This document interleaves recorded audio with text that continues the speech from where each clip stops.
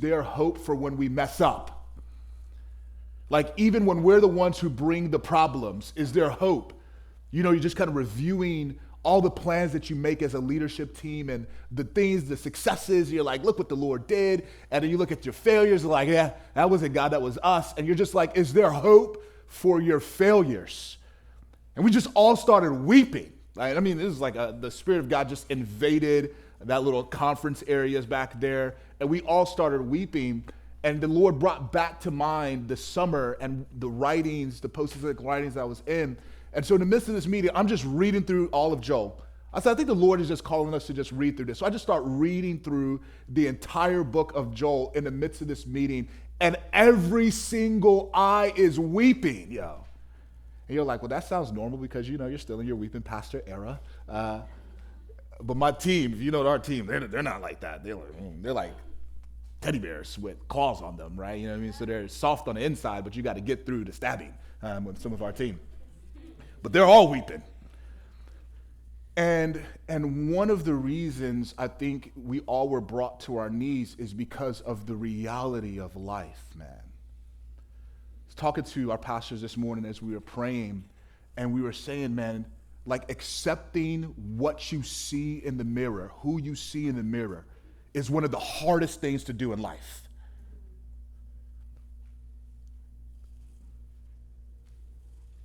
But there is no such thing as healing without beginning with acceptance.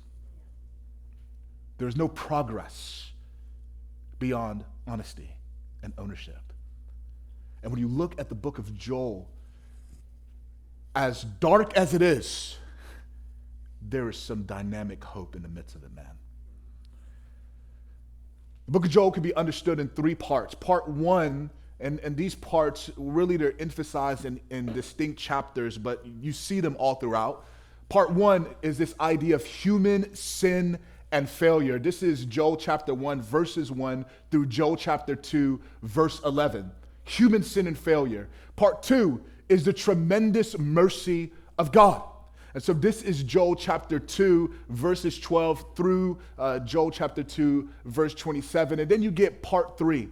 And in part 3, you get God's marching of history towards decisive justice and renewal. And this is 27 through really the end of the book. And as you look at these three emerging ideas, human sin and failure, God's tremendous mercy, and God's sovereign rule, where he is marching all of history towards this decisive end of justice and renewal, you get these emerging ideas that collide into this statement: God, restore us. Restore us. Pour out your Spirit on us and restore us. And in the midst of Joel chapter 2, this is really what brought all of us to our knees. We're not going to focus on it today. That's going to be next week and the week after that. But you get this powerful promise of God that in the midst of all of this broken stuff, I will repay all the years the locusts have eaten. I will restore you. Not because you're good, but because I am. And so when we look at the book of Joel, I want us to live in it because there's some elements of, I think, life, particularly in our moment in time and in Miami, that we've gotten used to that we shouldn't. Some of you guys know that I was down bad, like the last couple of weeks, down bad, fever, flu, all that fun stuff. It's just that season, you know. I was talking to a lot of people. People were like sick, and so you're just giving elbows, some hugs, but whatever. And so last week, I'm on the recovery side, so I'm recovering. But you know how, like, when you get like a really bad cold or a flu, like it's really hard to breathe, so you can't smell things the same way, right? And so last week, I'm in my car. I'm gonna go get a haircut. As I'm leaving my house, there's these kids, like, man, they had to be like 2 years old. There's this one kid, he's just running down the sidewalk.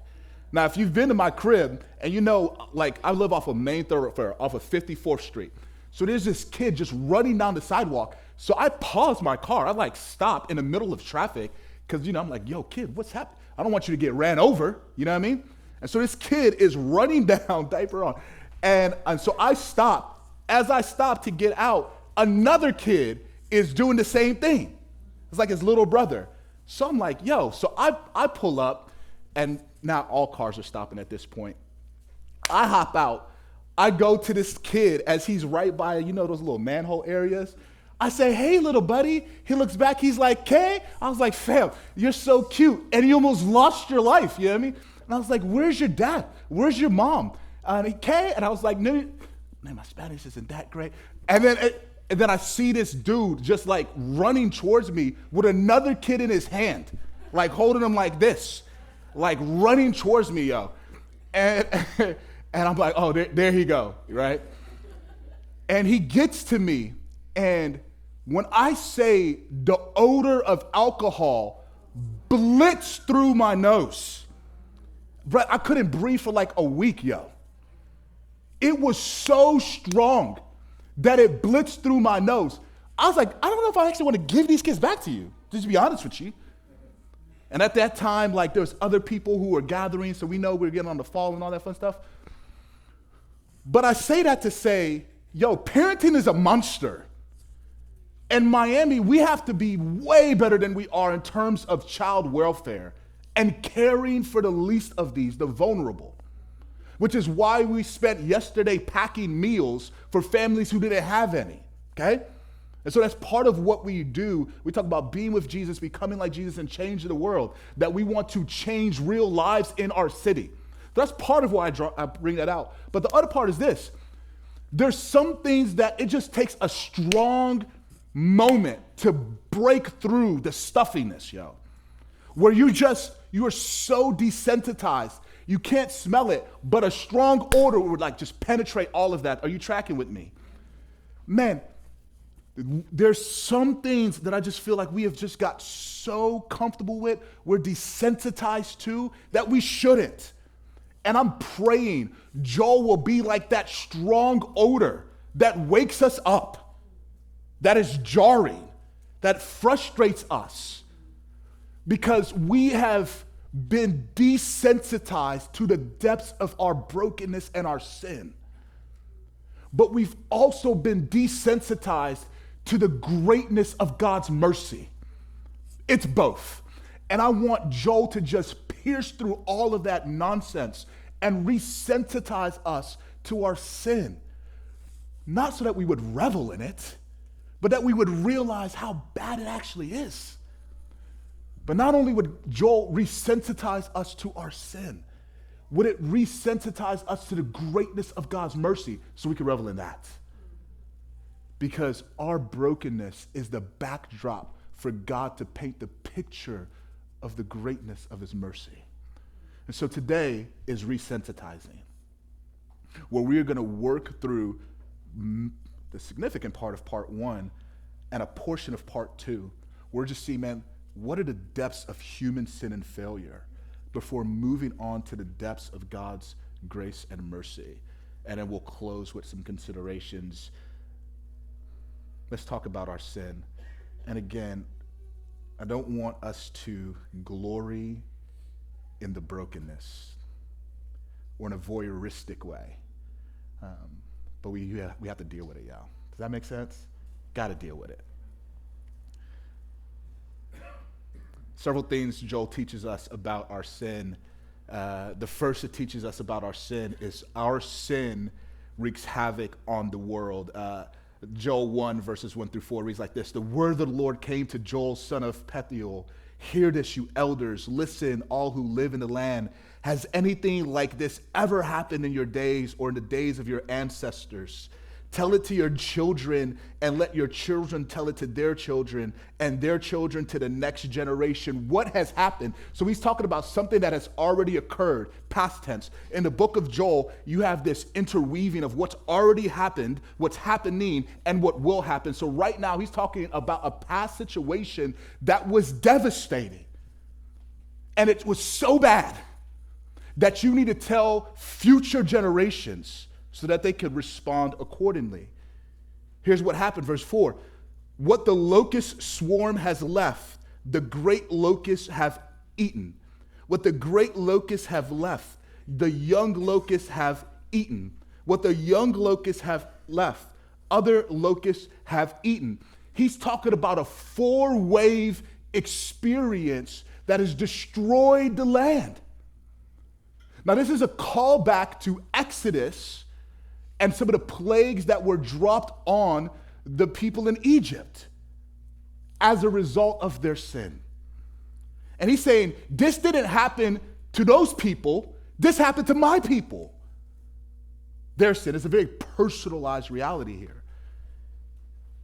The havoc continues, verse 7, it has laid waste my vines and ruined my fig trees. It has stripped off their bark and thrown it away, leaving their branches white. Me and my kids, we were in Nashville a couple of years ago. I was preaching at a church, and we were like, it was actually around this time, and we were like, hey, let's all go. Whenever I travel, I'm like, man, I'd much rather travel with my family instead of alone. And my kids, though they were born in Georgia, they're from Miami. They're raised here. So they claim this place. May the Lord bless them. And so anywho, so we're driving from the airport, to like the suburbs of Nashville, not like Nashville, like city, like grimy, like out there. And they're like, Dad, what is that in the background? I was like, those are trees. No, those aren't trees, Dad. Like, because trees are like palm trees. That was their category for trees, with palm trees. And I was like, why are they that color? Because it's the fall. What are we talking about right now? Does that make sense? But they're dying and they will live again, right? But are you tracking with me? Where you look at some things and I think it's beautiful. But for them, they were like, this is like desolate. And so this is what he's describing right now, that the world around them is desolate. There's a social brokenness that he is drawing out here, that the havoc that their sin has been wreaking on the world has social implications, but there's more to that too. It continues, verse 8, it says this, mourn like a virgin in sackcloth, grieving for the betrothed of her youth. That's crazy. Joel's imagery is wild. Think about it if you're married. Think about that engagement period where you were trying to keep your hands to yourself because you love Jesus. Right? Nah. Right? But where you're just like waiting, you were just waiting for that day where you could say, I do. And there was excitement there, there was energy there. You're like, man, I can't wait till forever. Now imagine if that person, your spouse to be, died in that moment during your engagement. That the future was stolen from you right before you experienced it.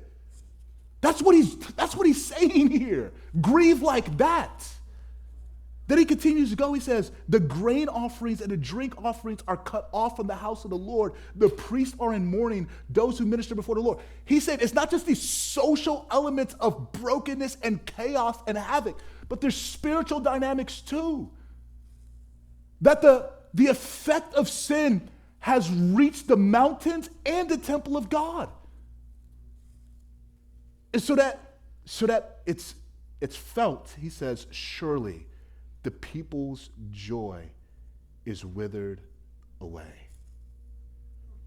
This progressive move towards nothingness. It was abundant, it was full, it was lively, it was vibrant. And now it's ashes. This is a dark scene, man. This is a dark scene. Joel is using vivid imagery and rich poetry to paint the dynamics of sin and its devastating aftermath, because sin is actually dark and our sin wreaks havoc on God's world. So, if you've ever babysat kids or have kids of your own when they're toddlers, one of the best things you could do is buy them blocks. It'll occupy them for like 4 hours, yo. You need to get stuff done, give them the Legos. Now you gotta make sure that you put them up with them, because if you step on them, you sin, all right? And so, but like, even if you have these blocks that you build together, and it's a fun environment, well, we're building this towers, blah, blah, blah. Do you know what always happens? Do you know what these little 2-year-olds do? They smile and giggle and turn into Godzilla. They start kicking the blocks. Ah! Right? If you have a 2-year, you know what I'm talking about. Yes? Yes. And they think it's funny. And you're like, man, we worked together to build this thing that you just destroyed in a moment. But I guess I love you, so we'll just kind of laugh together. But inside, you're really frustrated. There's that devastation is how scriptures talk about us in sin and God's world. That God said, let there be light. He created this glorious world, and then he created man to work with him to build this beautiful planet into something amazing. And then we come in with our sin and we're just like, ugh, ugh. We have destroyed God's world. Our sin. Joel is personalizing this. He is not talking about somebody else's brokenness. He is talking about his own. He's inserting himself. He said, I have ruined God's world. Do you know that? That you are part of the problem? And I mean that in love. I am part of the problem. I create chaos in the world. As much as I would like to point to somebody else's issues, which I can. I'm very skilled at it. That man in the mirror tells me the truth. That I create chaos, not just in my life, but in the world. Our sin, my sin, wreaks havoc on God's world. And this language that we see, a famine, brings us to a simple truth. Every single one of us in here has experienced or is currently experiencing a famine of their own creation, where it's nobody else to blame but you,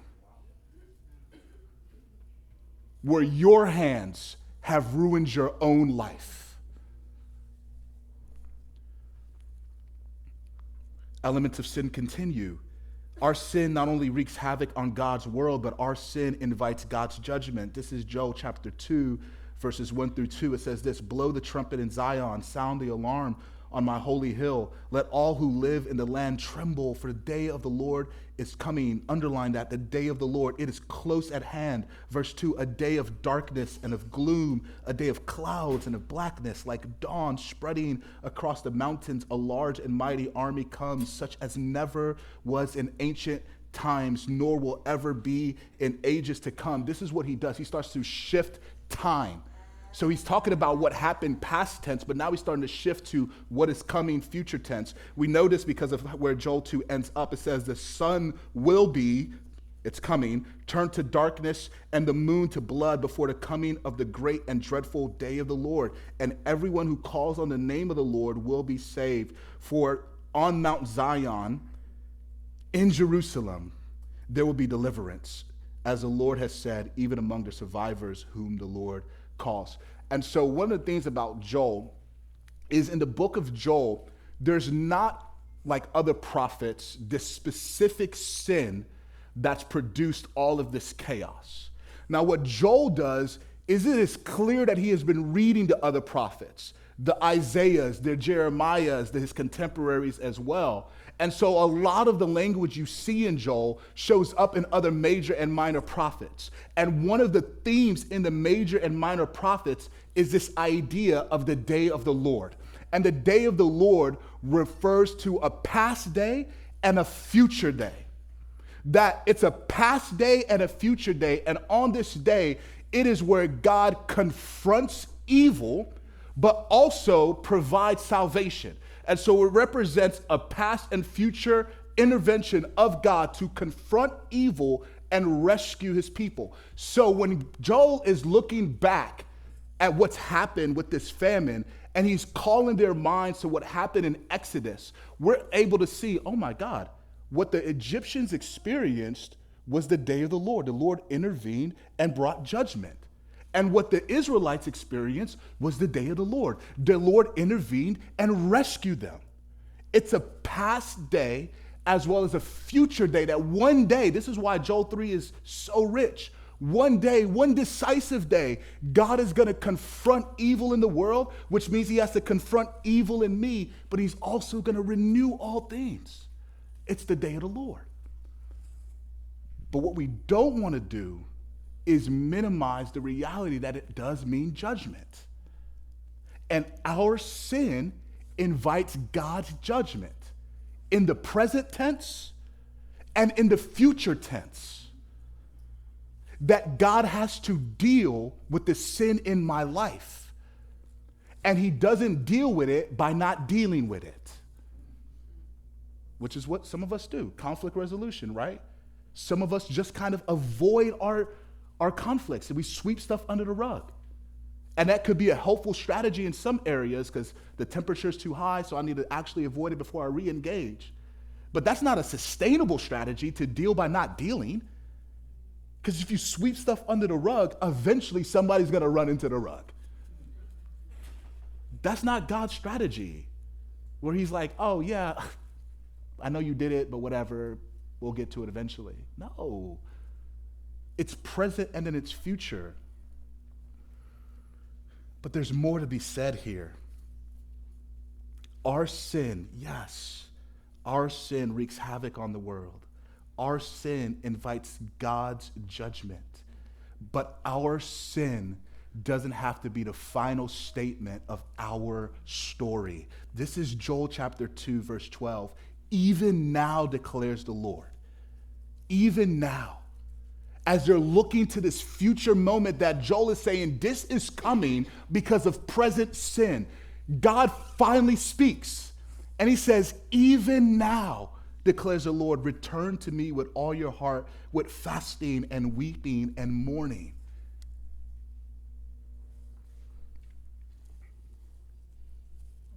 I really want to get to next week, but that's not fair. That cheapens the text. But here's what I feel needs to be said, and we're going to move on from the depths of sin. Rock bottom is not a prerequisite for real change. Everything here is the depths of how bad it is.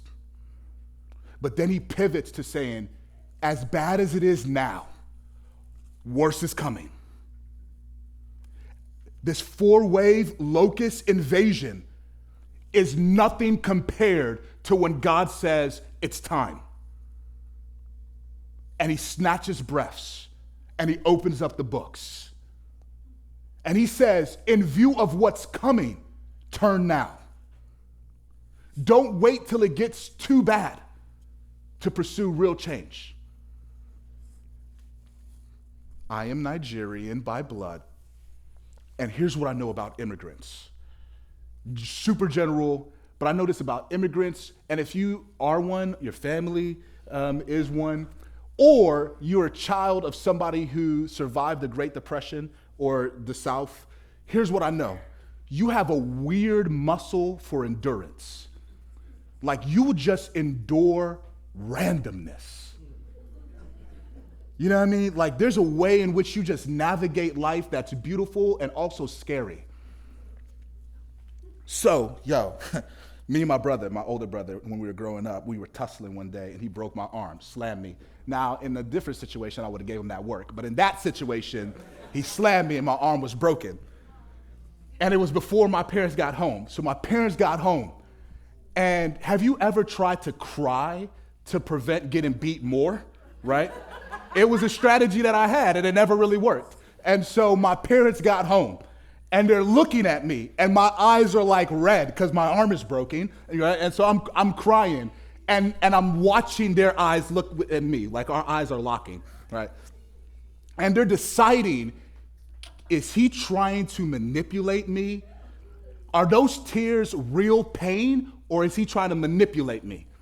And they're deciding if it's real pain, can he sleep this off? Or I swear to God, because I watched it happen, yo, and they're just staring at me. Man, I wonder if he could sleep this bad boy off. Because I'm like, yo, I think something's going on with my arm. And then I put my arm barely on my bedpost, and then it just dropped down. And then my mom was like, oh yeah, let's go to the hospital. I was like, you're funny, right? But am I telling a lie? God, that's just how it be sometimes. We're just like, man, if you have that weird muscle where you just like wait to the last moment, and it's like the last option should have been the first one, or at least in the top 3. Yes? Does that make sense? And this is why I fear for Miami. Because a lot of us will wait till it gets so bad before we reach out and try to make real change. And we don't have to. This is the book of Joel, that it's bad, yo. Everybody sees it. It's bad. But you don't have to wait to the worst case scenario. You can move now. Mentor of mine, love him to death. And he would say, Muche, don't dance with sin. Don't do it. It will keep you longer than you're willing to stay.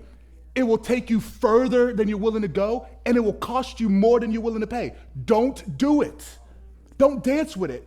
He would just try to bang that into my head as an early 21-year-old because he knew me. He knew me, and he would bang that in my head. He's like, Muche, listen to me very carefully. If you leave your foot in the door of compromise, you have to consider yourself a candidate for the worst likely scenario because you don't know what's coming through that door. So Muche, get your foot out of the door of compromise. Don't wait till things get bad. Don't stay there when you know it's bad. You can make change. And he burned that into my soul. And I'm reading Joel, and I see that's what God wants to burn into our souls too. Rock bottom isn't a prerequisite, fam. If it's bad right now, change is possible. You don't have to wait, and you shouldn't.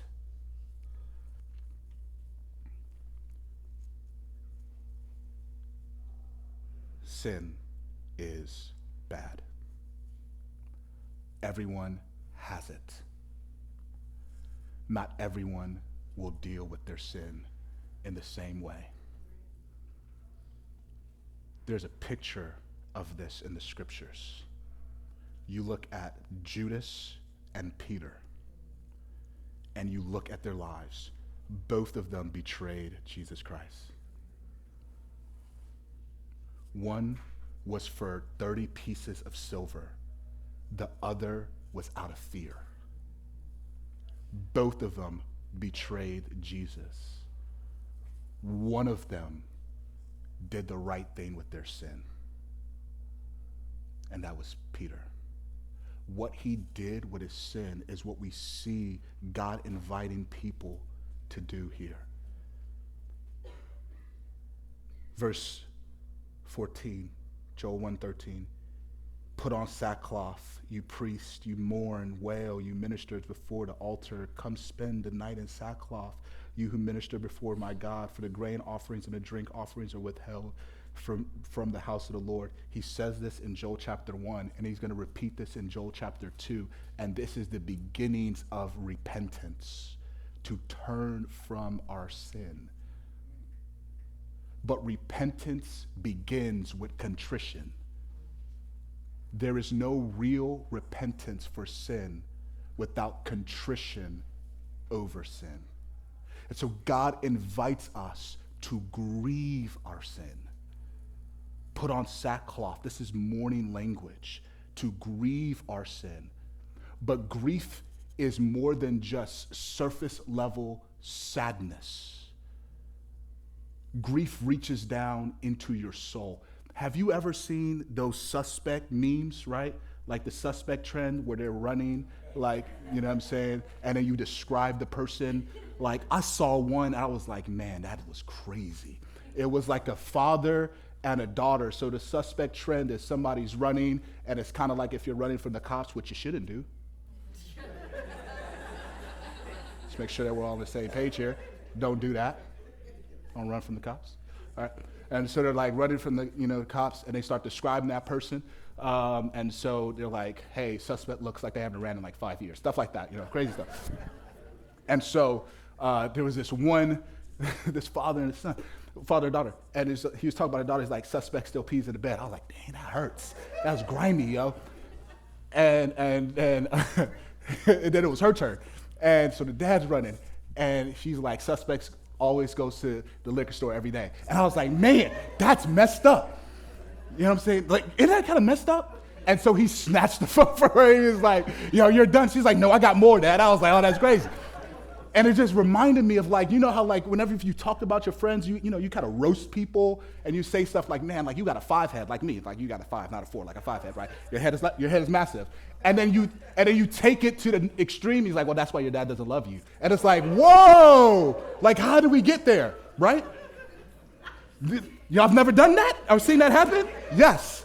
Where it's like, we were just up here and then you just, like you cut me in the soul, now I gotta cut you. You know what I'm saying? It was just one of the, but we understand like that when I hit you in the soul, that's something different. It's like your whole body caves inward. And what he's saying is, when I'm talking about grief, I'm not talking about just sadness, surface level stuff. He's talking about that your whole soul is caving inward, that it's sadness from the soul. And he says that's the level of grief we should have with our sin, is this sadness from the soul. Does that make sense? Put on sackcloth. And the only way you can have that sadness from the soul is if you see what your sin has done to everybody else and what it's done to yourself, but ultimately what it's done to God. That our sin is a betrayal of our relationship with God. It is not merely breaking God's commandments, it is violating the relationship, and that hits differently. It's not just like cheating on a test, guys. It's more like cheating on a spouse. And that hits differently. It's soul sadness. He says, I'm inviting you to grieve your sin. But he doesn't just invite us to grieve our sin. Verse 14, declare a holy fast. Call a sacred assembly. A sacred assembly is what we understand as a worship gathering. But it's this gathering that at the center is not activity that we're doing as much as the word of God being read and proclaimed. Whenever you see a sacred assembly, whether it's Haggai or whether it's Zechariah, it is the centerpiece of it is God's word. In other words, he's trying to say in this sacred moment, I want the focus to be on me, not you. Torah. That what he's inviting us to do is not just grieve our sin, but he's inviting us to believe and receive his mercy. The mercy of God litters the pages of his word. In Genesis chapter 3, in the midst of this betrayal of cosmic proportions, where God said, if you eat from this tree, you surely will die, to man and woman. They do it anyway. They realize that they have broken God's law and they've broken God's heart. They create clothes for themselves out of fig leaves to hide from one another and to hide from God because they're afraid and they're ashamed. Because that's the pattern of sin. Shame and fear comes in every single time. But you know what God does? He doesn't wait for them. He goes out and pursues them. Adam, where are you? Initiating restoration. And he works through their sin. He confronts it because he doesn't deal by not dealing. So he deals with it, he confronts it. But instead of killing them, do you know what he does? He kills an animal. He kills an animal and he makes clothes from them. This designer fig leaf nonsense doesn't work. I do have to have death, but it won't be yours right now. Let's kill this animal and let's create garments so I could clothe you, so that now every time you walk around the world, even though you're not in Eden anymore, you're going to remember my mercy. The mercy of God is littered throughout the scriptures. And so the sacred assembly is to believe in the mercy of God. So I have to hear it, I have to see it, I have to read it, and I have to practice it holy fast. This is learning 101, audio, visual, kinetic, right? I have to hear it, I have to see it, and I have to do something with it. He says, believe and receive his mercy.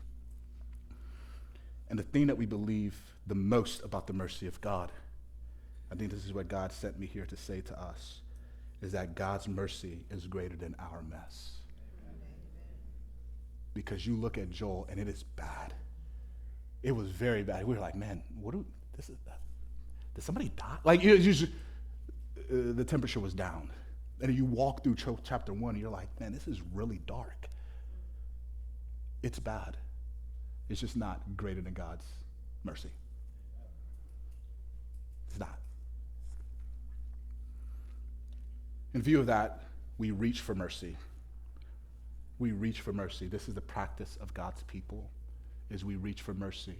That means acknowledging where we've gone bad and where it's gone wrong. It means asking for help, not waiting till it has to get to the rock bottom. And then we receive the help that we've been given. Last thing to say here. This is where the Lord brought me to my knees. Verse 19, Joel 1:19. Y'all still with me? Says this, to you, Lord, I call, for fire has devoured the pastures in the wilderness, and flames has burned up all the trees of the field. Again, Joel does something very interesting with time. He goes past, present, and future. He's constantly even interweaving those. But this is a statement that he's making in the moment.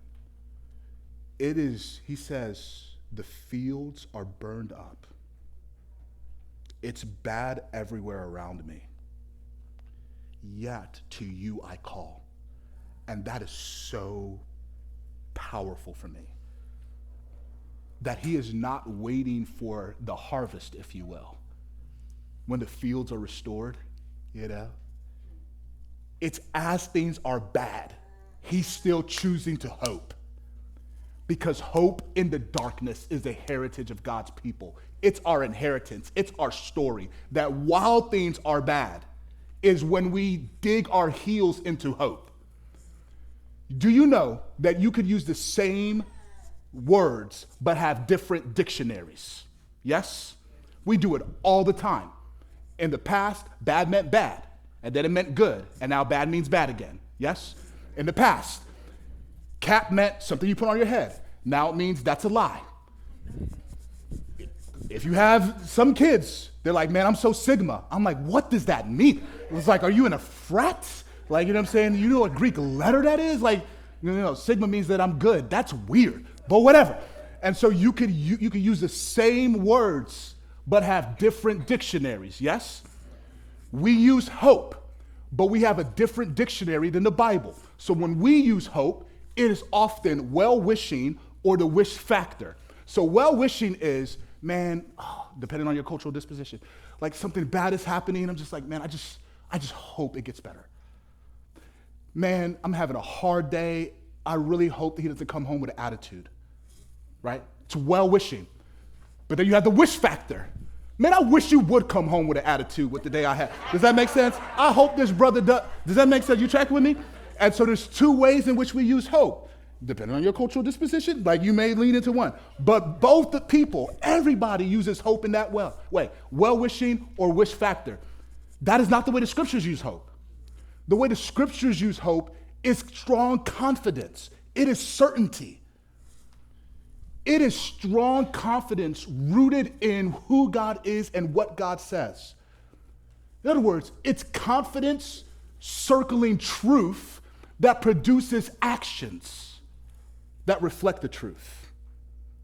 Confidence circling, orbiting, rooted in truth that produces actions that reflect the truth. Are you tracking with me?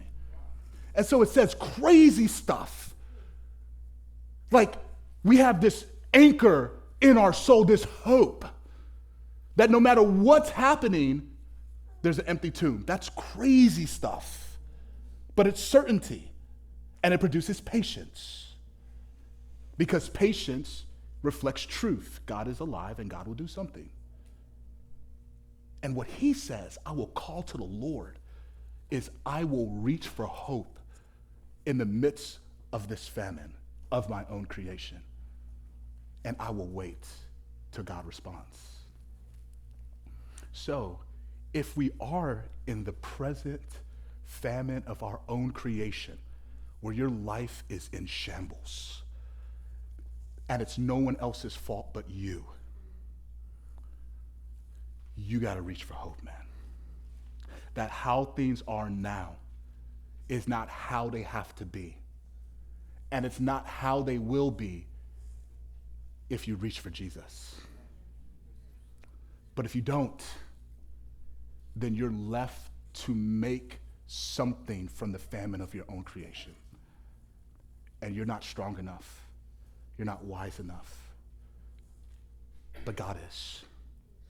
And as hard and difficult as Joel 1 is, God inserts little reminders to lift our eyes, to raise our gaze. And Joel 2 is coming. And Joel 3 is coming. All of it says, I'm greater. Joel lays out the devastating effects of human sin and failure, but it reminds us that God's heart is to extend mercy to anyone who owns up and turns away from their sin. We're getting ready to take communion. And in this communion moment, this is our opportunity to do just that. To have contrition, to grieve over our brokenness, to own up to it, but then to turn away. So as I pray, and as the team comes up, and then Pastor Gio comes up to lead us, I want us to grab the moment in our life where it seemed like all hell was breaking loose. The moment in our life that was more desperate than words could describe.